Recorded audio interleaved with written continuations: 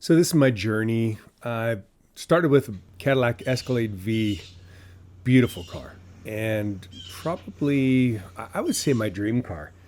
I got this thing. It was something I planned on. I was actually on the waiting list for a Tesla Cybertruck since the beginning, and it just never came. I then got a regular Escalade, loved it, and then I got this, which is a 2025 Escalade V that actually came in that color, and then I got a PPF matte finish or satin finish put on it. Interior is amazing. I mean, automatic opening and closing doors, just beautiful. So luxury, so quiet, so comfortable, but over 600 horsepower, or actually almost 700, I guess. I don't even remember. Anyways, just the sound of this thing, I'll just let it speak for itself.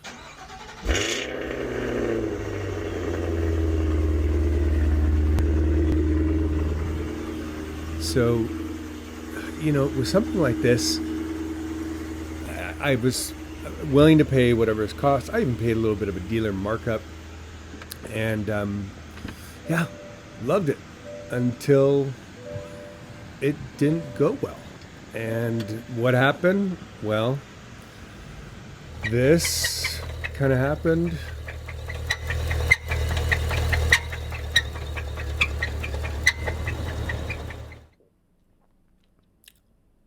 So it was back to the Cybertruck. That engine blew, and then they put a new engine in it, and I got a new one. So I wanted to find something different, though. A Cybertruck that had some character. And there's a place out in Los Angeles that does custom work, and one of their customers got this and put stars up in the headliner, LEDs, then a body kit, an actual wide body kit for the Tesla made by a company named Wado.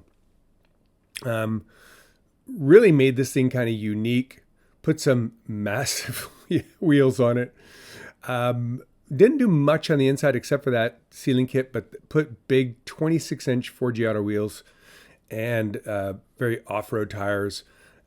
Loved the color, loved the kit, and really, for me, this was, if I'm going to do a Cybertruck, I'm going to stand out a bit. So that's what I did. And I found this one. This has got a bit of a internet following already on it. Great car.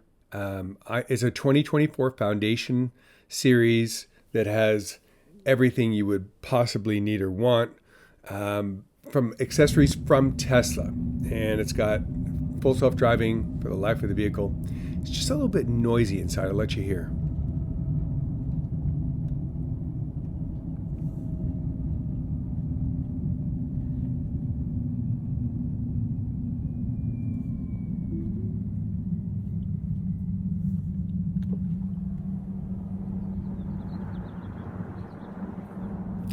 So for me, that's kind of a killer for me. Now, obviously, those big tires have a big whine because they're mud tires on 26-inch, very low profile, very unforgiving, but not the ride I want. The look I love, just not the ride I want. So for me, I had to do something. I had to get some sound deadening, change out the tires. I tried the Escalade, the electric one. It just doesn't have enough pizzazz. This thing has pizzazz, and Wado makes this kit, and it's amazing. So I liked it, but I wanted to do some extra stuff, and so here we go. So here I am at the shop in Bradenton, Florida. There's a few places that can do custom Tesla work, and this is Bob. Bob from the shop. Bob, you want to just kind of say a little bit about what you do and what your shop does? And no, we're an auto custom and body shop. We do a little bit of everything here in Bradenton, Florida, from old school classics to late model EVs and a little bit of everything in between. Awesome. I found Bob because he's got a wide body Tesla like I've got. I want some custom stuff. He does train horns, he did siren, and a bunch of other things that I hadn't seen anybody else do. So decided to come see Bob, and we got some surprises up our sleeves on this build. This one's going to be pretty cool. We call it the best of. You're taking a lot of the ideas that we've done in the past and putting it all together in one place. Okay, I'm getting a lot of questions from people on the wide body kit. Hey, can I just get the company's name on the? So I'll just do the kit myself. How many wide body kits have you done? And what would you say about a person who's, you know, a tinkerer, but they're looking at doing their own wide body kit? Well, some vehicles are easier to do than others. We've done dozens. We've done everything from Crown Vics to Lamborghinis to Cybertrucks. This particular kit on the Cybertruck is a very difficult kit. Definitely not for the DIYer. In case in point, typically the cost of the kit, they usually retail for about $10,000. Our installation and color matching starts at about $5,500. It's a lot of work, it's a lot of parts, and unfortunately they're great looking kits, but they're only made of ABS plastic, so there's a lot of modifying and fitment and adjustments that need to be done. So totally can be done, but unless you're an experienced body guy, probably want to leave the Cybertruck to the professionals. Okay, good. And then what have you seen in how many kits do you think you've done, wide body Tesla Cybertruck kits? Cybertrucks in particular, we've done 5. Okay. And you've helped kind of evolve that over the years. I mean, they've kind of taken some of your suggestions. You've done some work with them, and you've seen them adopt some of the changes that you made. Well, they're great guys. The owner, I've talked to the guy quite often who actually owns a company, and they don't just do Tesla stuff. They do everything from Chargers and Challengers and Durangos. They make a lot of different kits. But yes, they are always improving. The kit now is a lot different than when it first came out. So they've made a lot of improvements, not just at, our requests, but, some of other customers, when things like break in half or fall off, usually you're not that happy about it. So they are responsive and they do make adjustments, but I honestly don't know how long they're ever going to continue making them. I know they said they were supposed to be a limited run, but we'll see how that goes. Yeah. And so what happened is, I got my Tesla, drove it home, one late night. It self-drove, and then I had to park in between my existing car and my wife's car, and well, that didn't go so well. So, Bob, you're going to help me save my my 33-year-old marriage on this thing? Yes, a quarter panel repair is far cheaper than a divorce attorney, so we will get you squared away. Okay, good. All right, let's go take a look at the truck. What's in there?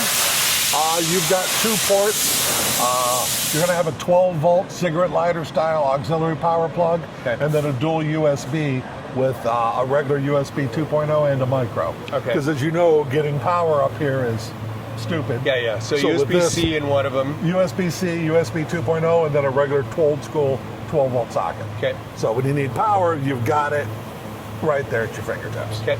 So that's one. The second is going to be, this is going to be the brain for your exterior audio. This is essentially the Bluetooth controller, and this is going to be the master volume for your exterior audio. Yep. So this is something you probably will use with some regularity. Yep. My initial thoughts were, and we've got tons of real estate behind these panels.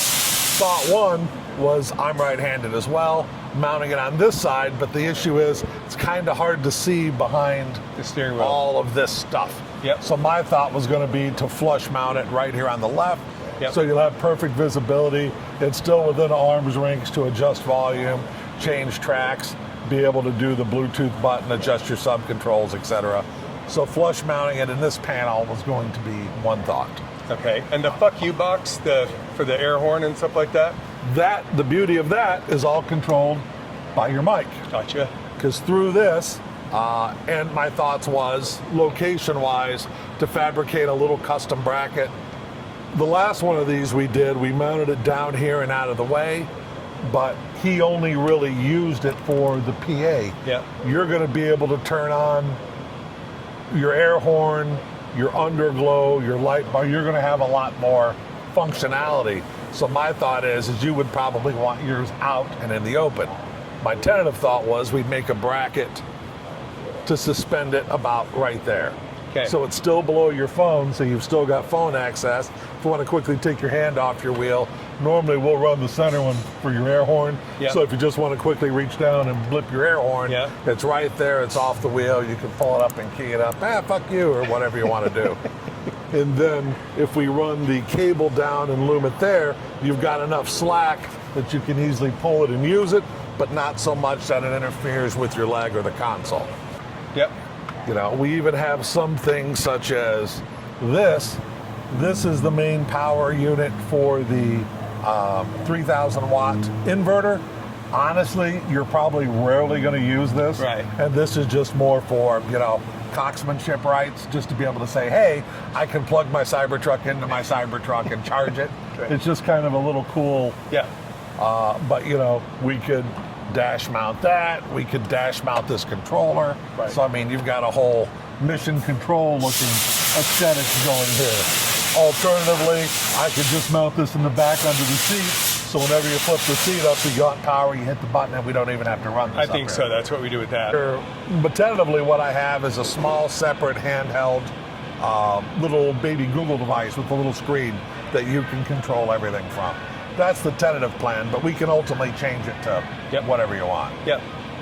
And all of the door insulation is done. We're jumping into the floors next. Okay. Just to give you a quick representation of what that does. Yep. That's what a panel sounds like. Oh yeah. So yeah, it's nice and dead. nice and dead. So yeah, even how the doors close, I mean, they're certainly not S-Class silenced. Right. But Nice. and we did a double layer. There's one layer of butyl on the inside, and then there's also a triple layer of its butyl and foam. So it's both heat and sound insulation. Hell yeah. So we've got a triple thickness layer of that. Just Is that plain, stuff heavy? it adds weight. Yeah. I mean, Yeah. essentially you're going to have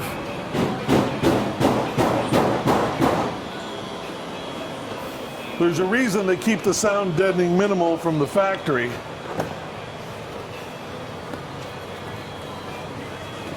Well, put your hand.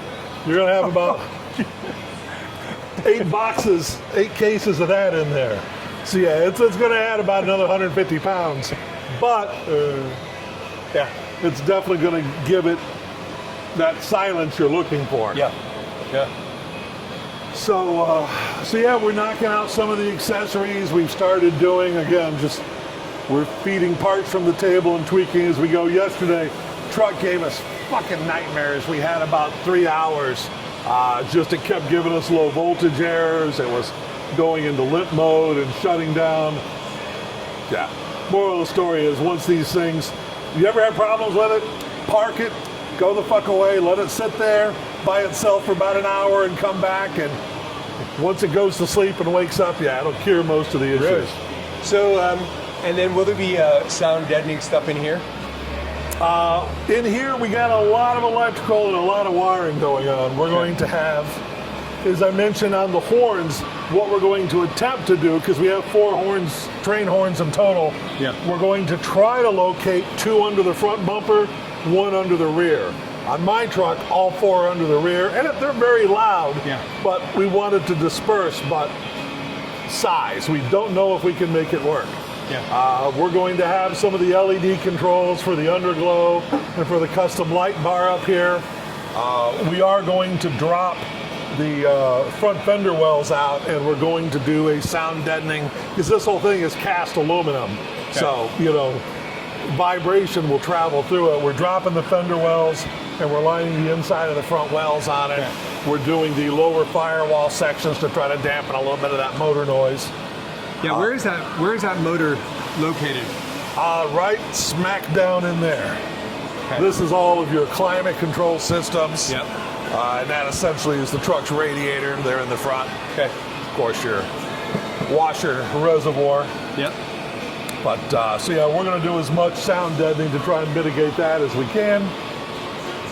And we've started, well, I'll show you part of it here.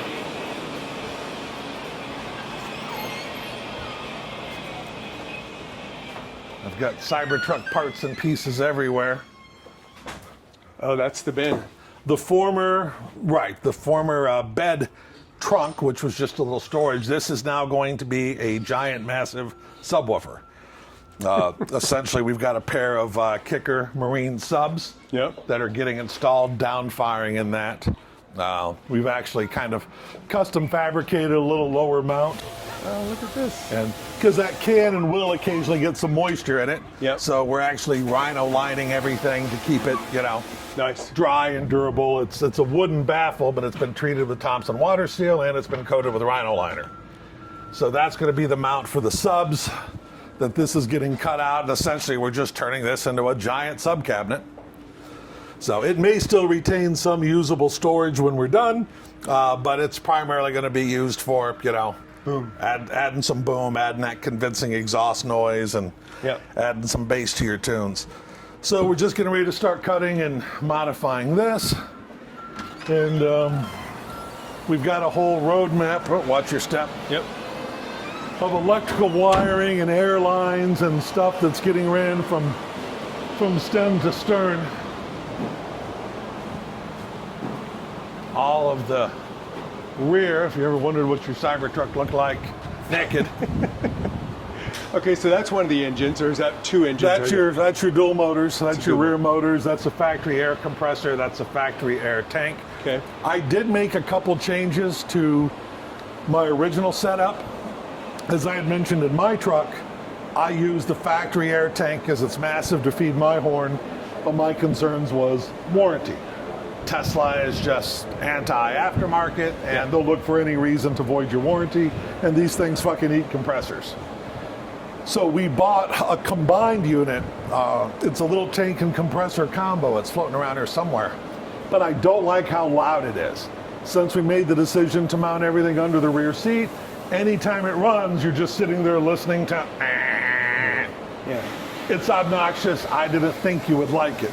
So we're getting a little slick with yours.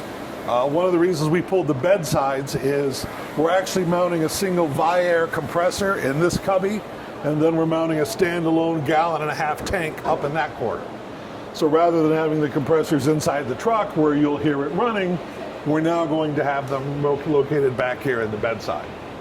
Nice. And then on that, does those compressors, don't they need to be drained? It is a single Viair 440 compressor, and we're also installing a water trap.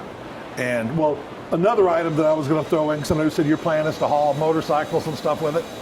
Nobody makes one. I was surprised. One badass thing about this is you've got power right here. Right. But one thing you don't have is air. So I found, and we're kind of doing a little custom mod, it's a small metal trap door that you can flip up, and we're going to install a quick connect socket, and we're going to embed in the side of the bed wall. So if you've ever got to air up a tire, a beach ball, whatever, you're going to have built-in air off of that as well. So just a little cool thing that I'm rigging up. It's something I'd planned on doing on mine, but I never got that far, so I'd already had it kind of blueprinted out. So that's just going to be mounted and flush mounted into the bedside. Nice. And then how do you connect to it to a tire? Just flip up the little door, and it's just a standard pneumatic quick connect.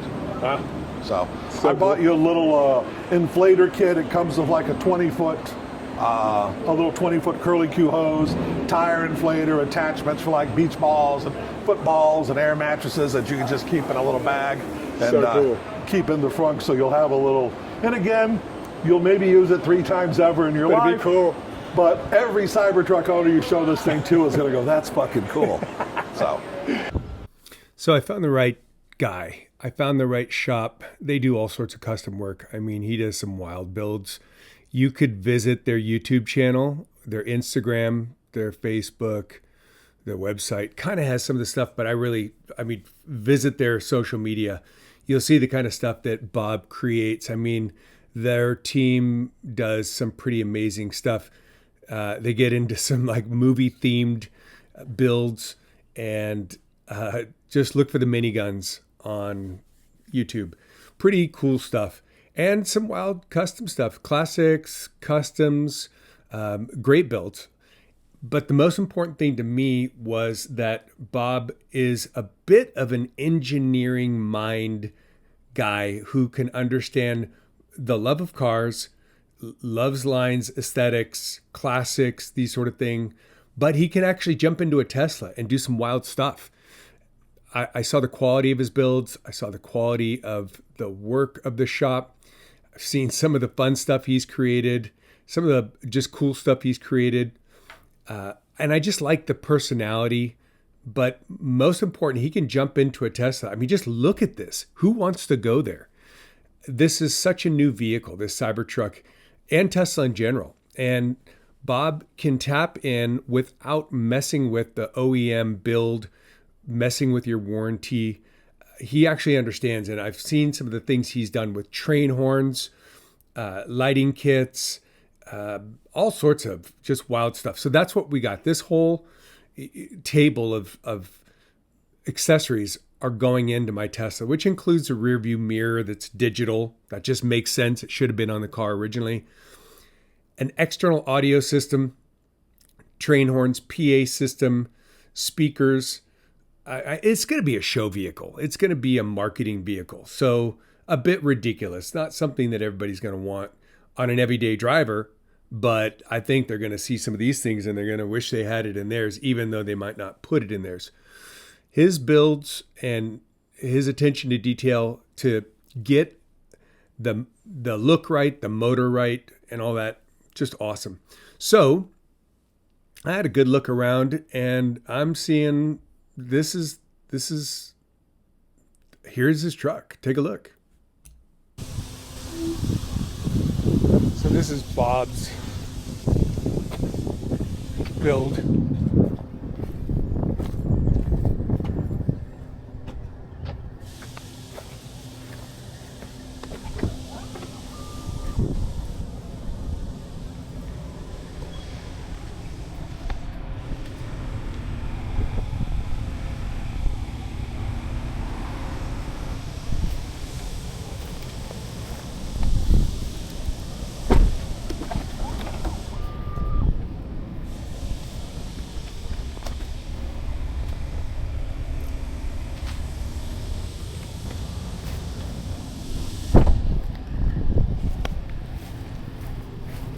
Used as a proper truck.